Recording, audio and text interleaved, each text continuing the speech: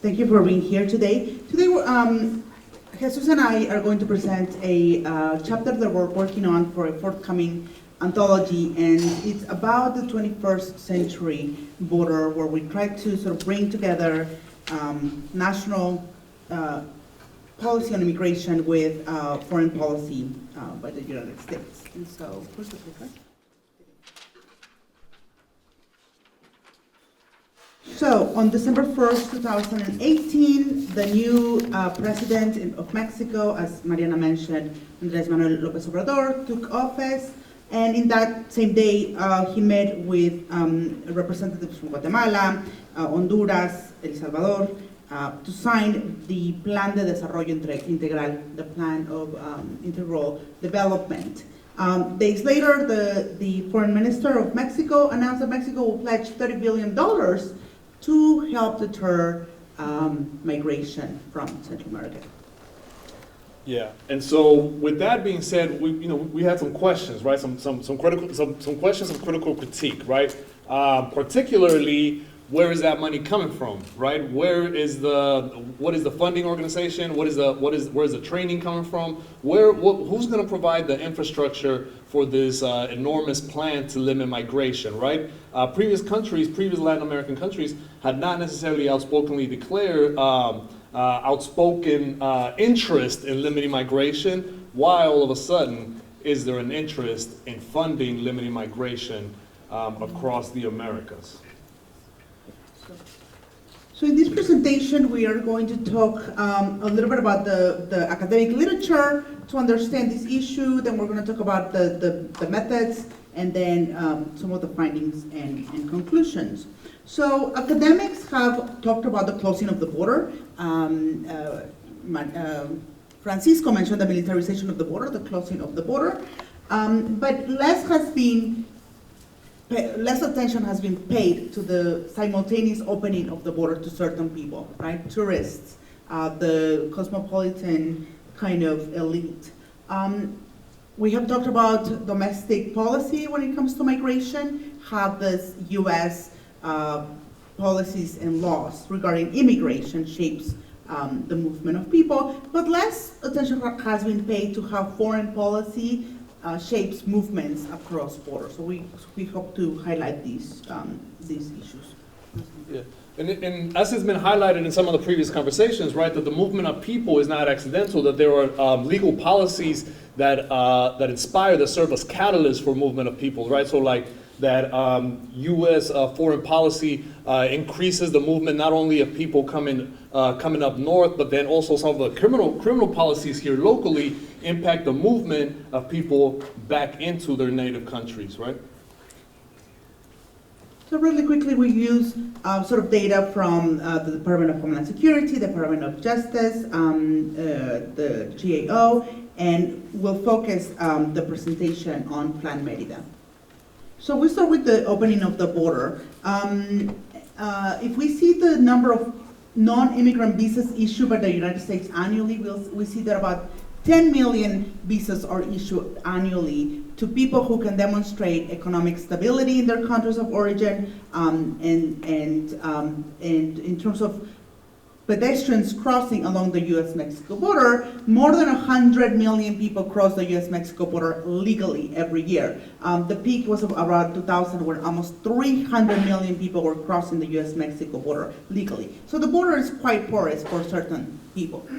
That's right. And so what we're seeing, or what the data suggests, is that there is still an ongoing invitation, right, to a certain type of immigrant, right? Somebody that has the resources to apply for the type of certification, the type of legal crossing of the border, right?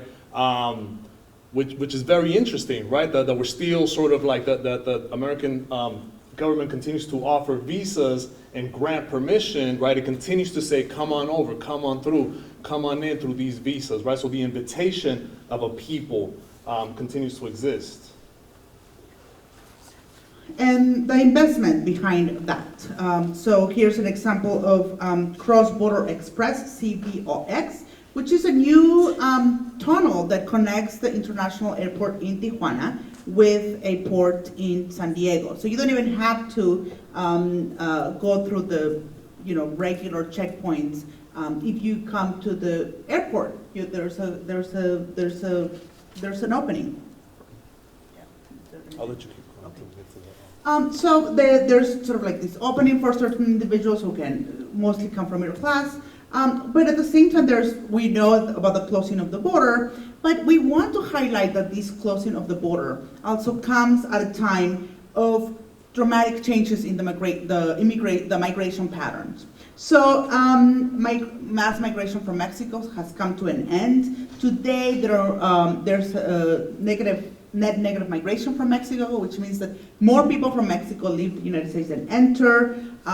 Since 2014 around, more non-Mexicans are apprehended along the U.S.-Mexico border than Mexicans. So what is all this hype about this border crisis, this border patrol being overwhelmed? We know that migration characteristics have changed, and today the big focus is on Central American migration. And yet we also see that today Mexico deports more Central Americans than the United States. So we want to highlight what's happening. And so, and actually, before we jump into that part, right? Like, so again, so think about it from this perspective. So the U.S. and Mexico is doing a lot to invite people to come over with legal visas, right? To enter the country with travel or with limited visas, right? But at the same time, there's minimal investment in the court system, right? To process longer term stays, right? There's no pathway from somebody to enter with a temporary visa and then stay as a permanent resident. And yet we know that is how most of the folks that are undocumented now that are coming from Mexico, that is how they're entering, right? So, James Baldwin once said, like, I don't know how to measure whether or not there's racism in your heart. I can just measure the outcomes of your actions, right? And so that's what we're using. We're saying, like, the outcomes of the actions, right, let us know that there is an intentionality to criminalize people, right? To criminalize people that come here with permits, but after they stay here, because there is no legal system for them to remain, these folks become criminalized. Yes, and so to highlight and go back to this initial puzzle of why is Mexico invested in stopping Central American migration, why is Mexico invested in deporting Central American migrants, we turn to foreign policy. That in 2006, this is the amount of aid given from the United States to Mexico. In 2006, $66 million were given to Mexico. 2007, $65 million. 2007, $405 million. 2008, $432 million.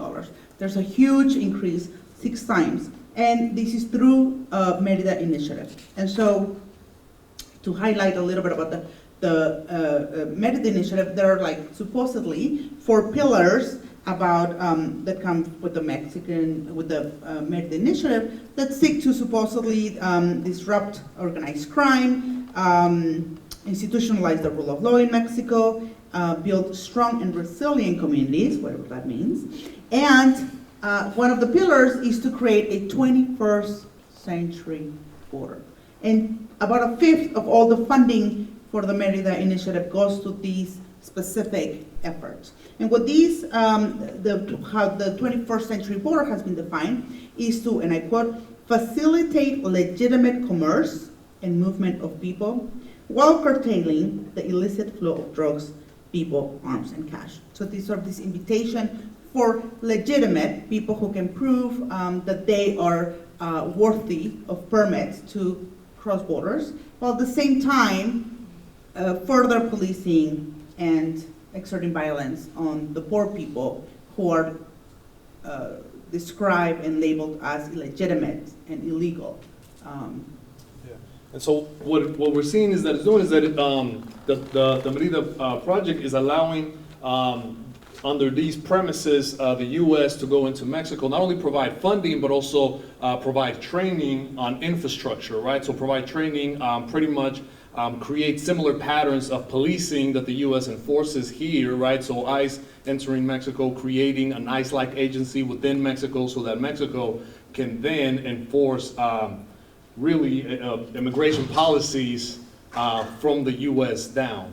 right? Or the values, not really the policies, but the values, right? This sort of like white supremacist, imperialistic, market-driven, capitalistic values, right? Not necessarily political, meaning because the laws themselves in the US would allow for folks from Central America to apply for legal asylum, but instead, rather than allowing folks to come here, the US is stopping people in Mexico through training, through funding of the Mexican government.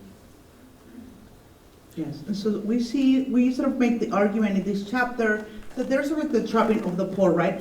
Even though apprehensions have gone down, and in part it's sort of this issue that Jesus touched on, that most people who enter the country unauthorized, or they come authorized with visas or temporary permits and then overstay. So less people are coming really unauthorized. There's a decrease, but at the same time there's a dramatic increase. That hasn't stopped. The staffing of Border Patrol, the budget for Border Patrol has not slowed down. And we hear Mr. Trump, right, demanding a wall, even though we know again that most people don't come unauthorized. And the last data is sort of this issue that Jesus touched on, sort of like where the funding is going. Most of it, the orange is Border Patrol. The blue is ICE, so sort of policing at the border, policing within the United States, and the red are sort of funding for courts. So there's no way to move people from these temporary permits to a more permanent status, and those people who are coming to the border who need to go through the court system because they're applying for asylum, there are just no resources. Yeah. And so our argument is two-part, right? On the one end, we see the limited migration of folks from Latin America and Central America up north by the funding of the Mexican government and the development of agencies within the country of Mexico, right? But then we also see the criminalization of people, mostly that come from Mexico, with visas once they arrive here.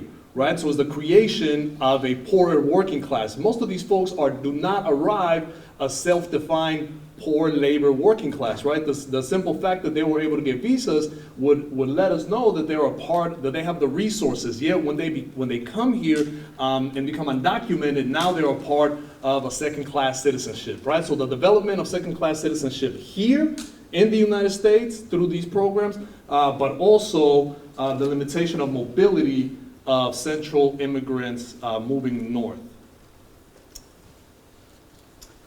And so just to conclude, again, we sort of touch on the opening of the border, the simultaneous opening and closing of the border, and the trapping of the poor through various means, through not allowing free movements of people, through creating these legal categories that criminalizes them once they are here. But that we want to sort of end with this issue of the consequences, right? Even though, again, migration has slowed down, at least from Mexico, from undocumented people or coming unauthorized, the deaths amongst undocumented migrants has not slowed down.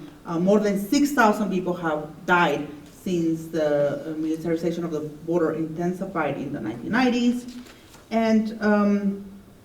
And just that thousands of immigrant children, like the ones that Maria talked about, have been reporting sexual assault. Not 4, not 40, or 400. More than 4,500 children have reported being sexually abused. And the response of our government, of the United States government, is to say we're not responsible for the actions of staff.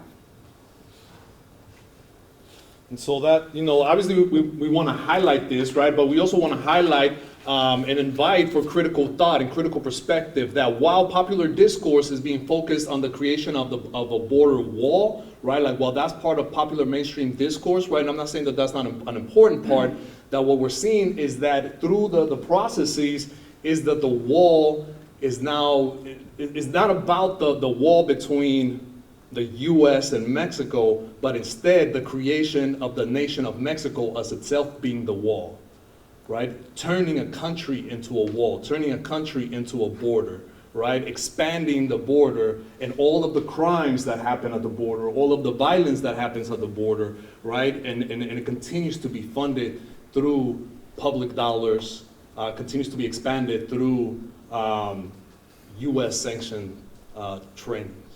Right? Thank you. Thank you.